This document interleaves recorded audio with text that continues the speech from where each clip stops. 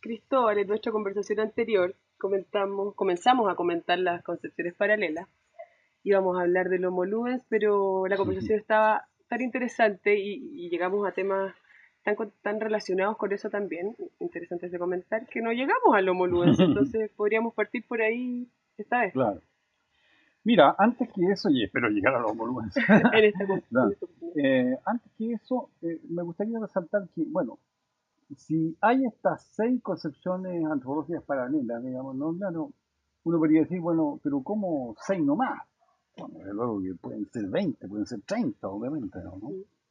Entonces, eso lo pongo como a modo de ejemplo, ¿no? Claro, Porque, es claro, ellas absoluto. tienen la virtud de ser como universales, digamos, ¿no? Y las otras, las que digas tú, antropológicas, históricas, filosóficas, son epocales, pero también tienen un grado de universalización que es el propio.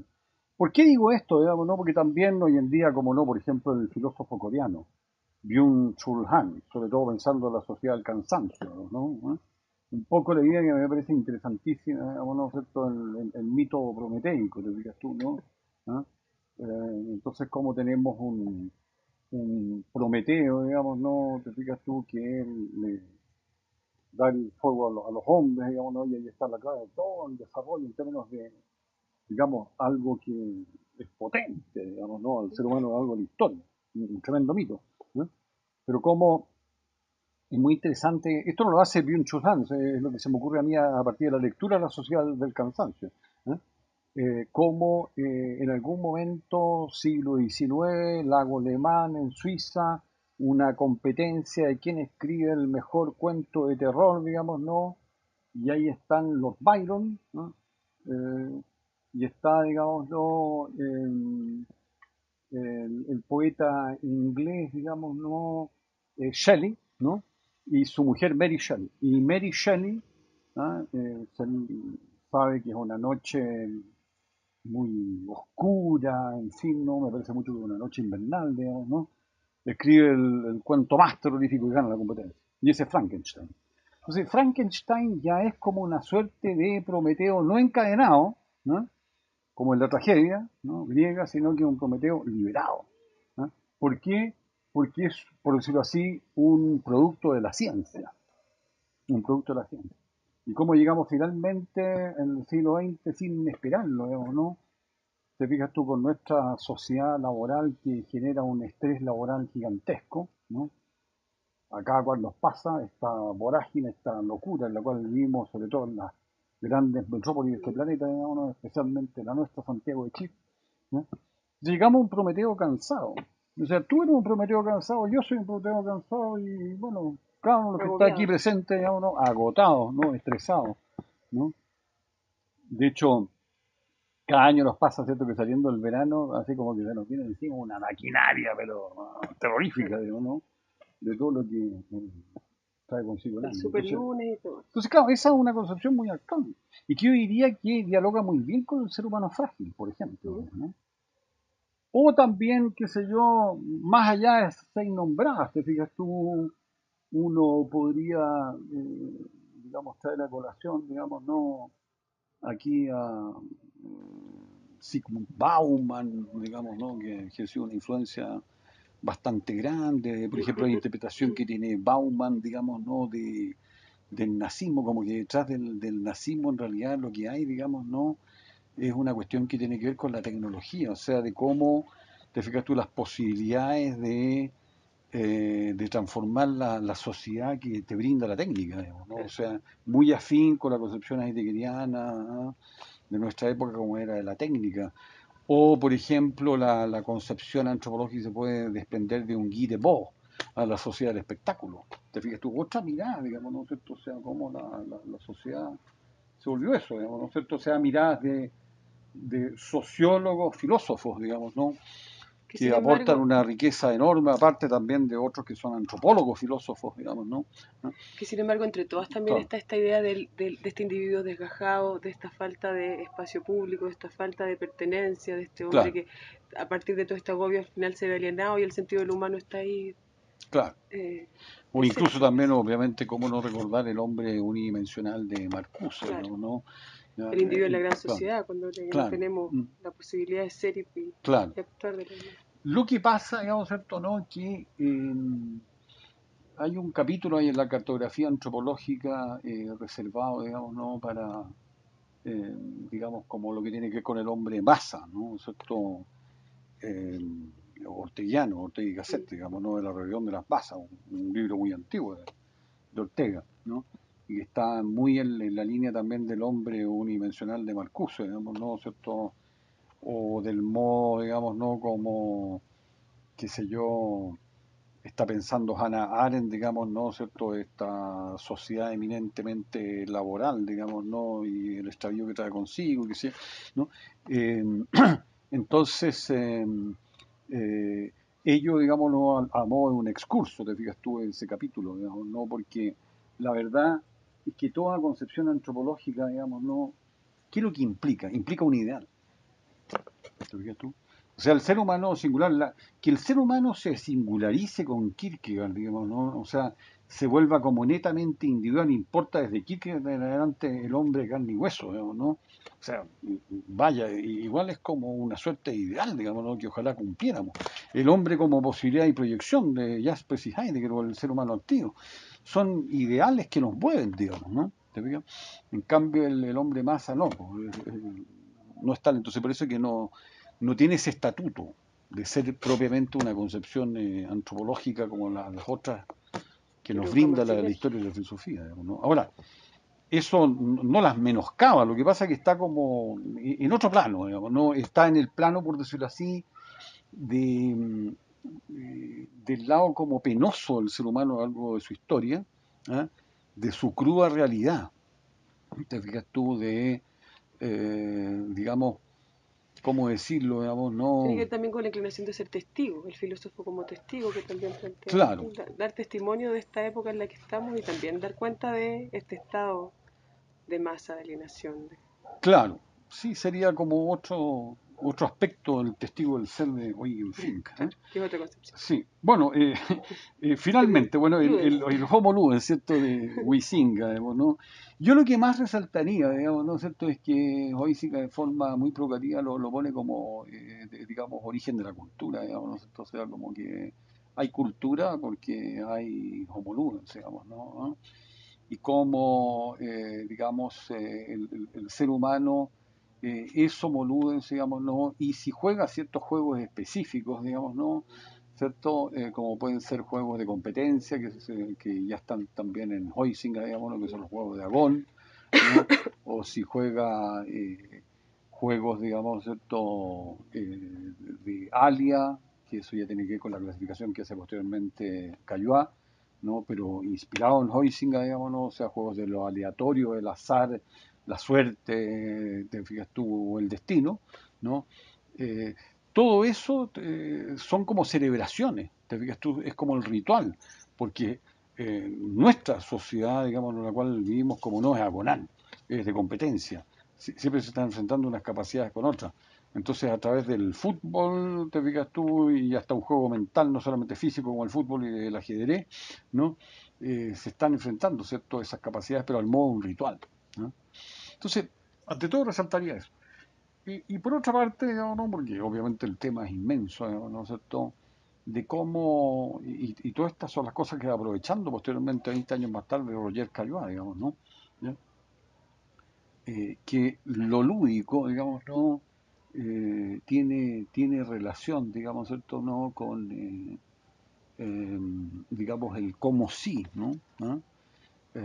Y eso atañe no solamente al jugador, sino también al juguete, tanto al sujeto lúdico como al objeto lúdico, o Mm. sea, el niño que juega como si fuera héroe, ¿no? ¿Cierto? O como si fuera un traidor, digamos, ¿no? ¿Te fijas tú? Ya hace sus juegos, en fin, ¿no? Todos jugamos sus juegos, ¿no? Y entonces el juguete lo mismo, ¿cierto? Es como si fuera camión o como si fuera cualquier cosa, ¿no? Entonces esta figura del como si, y junto con ello la distancia que tú tienes respecto de algo, digamos, ¿no? Y esa distancia, digamos, ¿no? Que se ve en el como si, digamos, ¿no? Porque entonces tú no eres el que eres, sino que eres como si fueras otro, digamos, ¿no? ¿Ya? Em, está muy vinculado, digamos, ¿no? Al mismo tiempo con eh, lo que tiene juego, ¿ah? Valga la redundancia, o sea, lo que tiene movimiento, aquello que no tiene por qué ser de una sola forma, ¿no? O sea, es como la escena de Chaplin, digamos, ¿no? De la película esta, La fiebre del oro, digamos, ¿no? Donde está, no sé si recuerdas, digamos, ¿no? Esa casa que está en el precipicio, está a punto de caer, si se corre para allá, se cae la casa, se corre para la tercera casa, siempre está poniendo así, ¿no? Funambulismo. Entonces está muerto de hambre porque es pleno invierno, qué sé yo, y encuentra por ahí una suela de zapato, digamos, ¿no? Y claro, en buenas cuentas sueña que es un bistec, pero no es un bistec, te fijas tú. Entonces, el cómo sí. ¿Ah? Lo lúdico que hay en eso y que lo capta perfectamente Chaplin, digamos, ¿no? Eh, entonces, claro, podemos decir al respecto, digamos, ¿no? Claro, tenemos que comer todos los días, digamos, ¿no? Pero bueno, ¿cómo lo haces? ¿Mm? Porque te vas a sentar a la mesa y simplemente a comer o a lo mejor hay algo lúdico en cómo comes, digamos, En ¿no? la mímica está ahí, ¿Ah? pues, vamos imitando formas, Claro, formas de comer, exacto, formas claro, de levantarnos, formas, claro. los hábitos que también impone la tradición O cultural. el sexo, o sea, También, vas a llegar ahí de un modo animal, y bueno, puede ser también, así, depende de la cultura, pues, si estuviéramos en la estilo película norteamericana, ahí en la mesa de la cocina, no sé qué, así, también, ¿por qué no? Pero lo lúdico que hay, digamos, no, te fijas tú la distancia que tú tienes respecto a eso, digamos, ¿no? A lo mejor lo hago o no lo hago, digamos, ¿no? ¿Ah? Bueno, lo hago, digamos, ¿no? Pero con un juego, porque en ese juego está lo erótico, te fijas tú, entonces, ¿cómo te fijas tú, lo lúdico atraviesa todos los planos, digamos, ¿no? Incluso fíjate que Huizinga cita a Platón de las leyes, digamos, ¿no? ¿Ya? Como para plantear una tesis muy fuerte de Huizinga, digamos, ¿no es cierto? Y es que lo sacro no se sustrae de lo lúdico, digamos, ¿no? Porque lo lúdico, fíjate que este es un punto crucial, por eso que se relaciona mucho con la cultura, digamos, ¿no? Está directamente relacionado con la representación. Entonces, los actos jurídicos representacionales, digamos, ¿no? De, qué sé yo, de un examen de grado que tú estás dando en la Facultad de Derecho en la Universidad de Chile con esas bolitas y que si te dan estas bolitas de tal color, aprobaste el examen o no, digamos, y cuántas bolitas son, lo lúdico que hay, digamos, ¿no? En, qué sé yo, en una festividad como el 18 de septiembre, digamos, ¿no? O sea, todo eso supone justamente que tú tomas distancia del hecho, ¿ah? Y en cierto modo también lo magnificas con eso, digamos, ¿no? y también participas. Lo sublimas, digamos, ¿no? ¿Ah? Y entonces Platón capta eso, digamos, ¿no? Y entonces por eso que también la acción sacra es lúdica, digamos, ¿no? ¿Ah? Y no significa ningún menoscabo, digamos, ¿no? De lo sacro, ¿cierto? El llamarlo lúdico, digamos, ¿no? ¿Ya?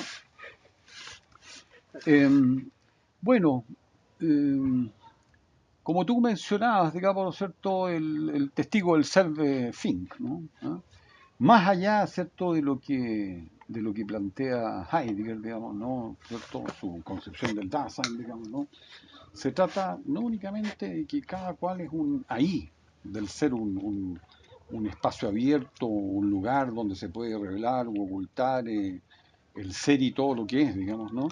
Sino que al mismo tiempo, y eso es tan bello, en fin, digamos, ¿no? El fenomenólogo que fuera también, igual que Heidegger, asistente de Husserl, digamos, ¿no? Y incluso, digamos, cuando Husserl es obligado a retirarse de la Universidad de Friburgo, digamos, ¿no? ¿Cierto? Por su origen judío, él se retira con su maestro, ¿no?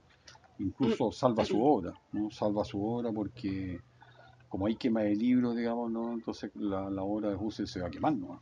Y él saca toda la obra de Husserl, digamos, de forma clandestina a los Países Bajos, ¿no? No, una figura realmente notable. Yo le tengo un aprecio, tengo una cercanía enorme con Eugen Fink. Entonces, este Eugen Fink, digamos, no, te fijas tú, plantea de cómo no se trata únicamente que seamos ahí del ser, sino que damos testimonio, ¿ah? Damos testimonio con todo lo que hacemos. Testimonio de nuestra humanidad, digamos, ¿no? En tanto que amamos, ¿ah? En tanto que jugamos, que serían los fenómenos existenciales fundamentales, te fijas tú, te fijas tú, eros, ¿ah? Juego, ¿no? Claro. Trabajo, ¿ah? Dominio, muerte, ¿ah? Entonces, en tanto amamos, en tanto jugamos, en tanto trabajamos, en tanto dominamos o luchamos, porque ese fenómeno existencial fundamental lo llama de dos maneras, como Herrschaft, como dominio, y como Kampf, como lucha, ¿no? Y en Somos tanto seres morimos, humanos que nos y metemos en en tanto eso. somos mortales, ¿no? Entonces, a través de, te fijas tú, nuestros ritos funerarios, digamos, ¿no? Cómo morimos, bueno, damos testimonio, ¿no? De quiénes somos como seres humanos, ¿no? Cómo amamos, porque no se trata únicamente de amar, sino cómo amas. No se trata únicamente de trabajar, sino cómo trabajas, ¿no? Cómo dominas, cómo luchas, ¿no? Entonces, te fijas tú, eso es, somos testigos, ¿no? ¿Ah? A Y propósito, sí, perdón, a propósito de cómo tú ¿mm? partes el libro con la cita ¿Mm? en donde él dice que la filosofía es algo que nos ¿Mm? atañe a cualquiera en cualquier época y nos llama. Este testigo también, frente a que participa de estos rituales, puede darse cuenta de cómo esta tradición va naturalizando ciertas cosas que necesariamente no son humanas. También el filósofo el llamado a darse cuenta de que, claro, estamos cumpliendo estos rituales, pero no son necesariamente aquello que le da el sentido al ser. Esta Claro, naturalización de la cultura que en el fondo va limitando, que nos dice siempre que el funeral es así, que nos dice siempre que el trabajo es así, exacto, eso tampoco es que soy testigo de esa repetición, soy claro. testigo de cómo eso se manifiesta y también va, podemos ir afectando o limitando también el ser humano y ese cuestionamiento está dentro de Ese es aquello. un punto crucial y que yo encuentro fascinante en Finca. Claro. Es como el punto que le da una fuerza pero arrolladora a la fenomenología. O sea, porque la fenomenología, fíjate, entendía a la Fink como un salir al rescate del fenómeno. ¿Por qué? Porque el fenómeno, sea la muerte, el trabajo, el dominio del juego, ya está bajo todo tipo de código. Y está atrapado en esos códigos. Claro. Y casi ¿No? naturalizado, Entonces, ¿cómo no? ¿Cómo incuestionado. morimos? O sea, bueno, resulta que el tipo, si eso lo vemos todos los días, Mm, no era católico, era ateo. No, no queda otra que la cruz y la misa y todo lo demás. así es. ¿Ah? ¿Te fijas tú? Yo lo acabo de ir, digamos, ¿no? Pero en fin, Y estoy pasándolo. y uno lo vive a cada rato. Claro, ¿Ah? Llega a risa, digamos, ¿no? O el trabajo, porque el trabajo, ya piensa tú, digamos, ¿no? Horario laboral. claro. ¿Ah? ¿Te fijas tú? ¿Cuál es el horario laboral? ¿Ah? Los salarios. ¿Qué salario recibes, digamos, ¿no? ¿Te fijas tú? Entonces, el derecho salarial, digamos, ¿no? ¿Ah? La remuneración, o sea, puras cosas que por supuesto son de una relevancia extraordinaria, porque detrás de eso hay familias que alimentar y todo lo demás, digamos, ¿no? Pero resulta que el trabajo no es únicamente eso, Y que ¿no? colonizan Claro, y ciegan la naturaleza humana, podríamos decir de alguna manera, van así claro. como colonizando todas nuestras expresiones y el sentido de No, bueno, yo te y agradezco hace mucho que incluso que no aparezca. lo hayas destacado, porque en realidad es un punto crucial, es salir, yo lo escribo así, ¿eh? Es salir al encuentro del fenómeno, porque ya está atrapado bajo categorías, Mono códigos, limpio. digamos, no. Y lo cual, fíjate que plantea a su vez otra inquietud, digamos, ¿no? Que a mí me llega mucho, digamos, ¿no? Porque en realidad, una vez que tú hiciste esa depuración, ¿no? Y ahí viene la pregunta, ahí viene como la otra cara de la moneda, digamos, ¿no? Porque una vez que tú hiciste esa depuración, ¿con qué te queda? ¿Qué es eso un fenómeno puro? Claro. ¿Te fijas tú? Es bien Mm, complicado también, ¿no? Porque por supuesto que se justifica rescatar a la muerte del rito funerario, ¿cómo no? Rescatar al trabajo, el horario laboral, de la remuneración, etcétera. Rescatar al juego de los juegos específicos. ¿Te fijas tú? mm. Porque el juego, el deporte, bueno, pero momento, si estamos hablando del homo ludens, digamos, ¿no? ¿Te fijas? Entonces, bueno, rescatar estos fenómenos así de esta forma, o lo mismo Eros, entonces cómo nos acercamos, ¿no? ¿Ah? Y Y lo entre cual tanto compete, espejo pasado está bien difícil poder claro, ver así como algo más. compete a cada cual, te digas tú, porque hoy en día, ¿qué es lo que está ocurriendo? Por ejemplo, con el presidente Macri en Argentina, apareció una nueva ley, digamos, ¿no? Que ya prácticamente prohíbe todo piropo, ¿no? Te fijas tú porque tú le dices un piropo a una mujer en la calle y te puede denunciar y puedes terminar preso, ¿no? Y eso está ocurriendo en Argentina de forma muy inesperada, ¿no? O sea, muchas de estas cosas que se justifican por todo lo que ha sido el acoso y demás, ¿no? Yo recuerdo que en los años 80 tuve un problema que me dejó así marcando ocupado y en el metro, mientras yo me doctoraba en alemán, entonces de repente hice un viaje a Berlín y en el metro entonces, había una mujer que era muy bella, porque entonces la estuve mirando mucho rato. Y de repente se me acercó y me dijo que si la seguía mirando me iba a denunciar. Bueno, probablemente tenía razón, ¿no? Puede haber sido como una cierta forma de acoso sin que yo me diera cuenta, ¿no? ¿No? Porque yo la estaba mirando y admirando por su belleza, en realidad, ¿no? Una cuestión, si tú quieres, bueno, machista, inevitablemente machista, digamos, ¿no? Cuando uno ve a la mujer únicamente bajo ese prisma, Pero ¿por qué? Pues uno está viendo no únicamente a la mujer bella, no tienes por qué quedarte en eso, Pero tú etcétera, venías de otra etcétera. cultura. Claro. Pero te El fijas tú modo aquí chileno hoy, en Alemania era también a Eros hay que rescatarlo, de todo tipo de normas, de categorías, digamos, ¿no? De institucionalizaciones. códigos, que tienen que ver con el acercamiento, ¿no? Qué sé yo, cómo sucede eso, digamos, ¿no? En la cultura musulmana, Claro, o cómo sucede eso en la cultura indígena y de tal tribu, digamos, ¿no? En fin, bueno, siempre son variadas formas, digamos, ¿no? Muy apegados a las costumbres, digamos, ¿no? Claro. claro. El punto es que Mm, desde esas concepciones lo que tenemos que pensar ahora es que si a partir de tanta comprensión de la diferencia de estas distintas maneras paralelas, pero que en el fondo tienen posturas distintas, eh, este relativismo no nos lleve a la bulia nomás, voy a decir que en el fondo, o mirarlo solo como un relativismo. mm, Esto implica también, como tú lo dices, una mirada más dinámica, a lo mejor mucho más compleja, mucho más completa, que no implique limitar y dicotomizar tampoco los sentidos del hombre. Y por ahí es hacia donde vamos, parece.